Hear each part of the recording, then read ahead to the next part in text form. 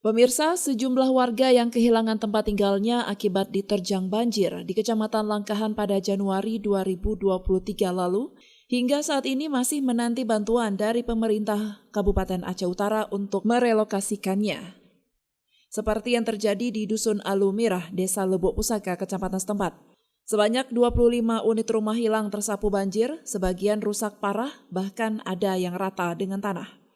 Sebelumnya, Abdul Wahab selaku Ketua Tuahapet Gampung Lebok Pusaka, Kecamatan Langkahan mengatakan, pasca banjir yang menerjang desanya pada Januari lalu menyebabkan 85 unit rumah warga roboh, serta rusak berat dan 25 diantaranya hilang total terbawa arus. Namun hingga saat ini di bulan Juli 2023, belum adanya tanda-tanda perhatian dari pihak pemerintah setempat. Rumah masyarakat yang hanyut dan yang roboh yaitu berjumlah 85, sedangkan yang hanyut total terbawa arus adalah 25 unit.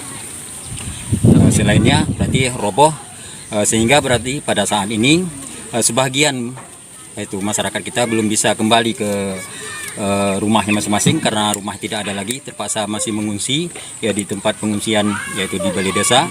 Kalau data-data untuk rumah yang hanyut, rumah yang roboh, semuanya kita sudah mengirimkan data-datanya ke pemerintahan.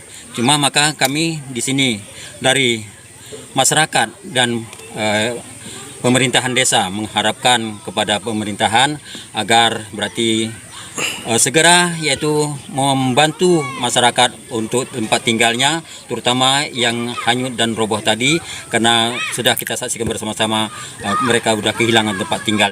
Dirinya menambahkan 25 kepala keluarga yang rumahnya terbawa arus banjir hingga saat ini masih menumpang di rumah kerabat ataupun warga yang lain.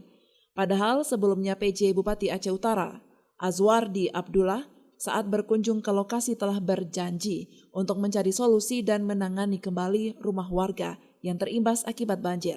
Namun lagi-lagi hingga saat ini belum ada tanda-tanda terrealisasikannya hal tersebut. Seluruh data nanti pendekatannya kita cari apakah melalui Baitulmal, apakah melalui Perkim.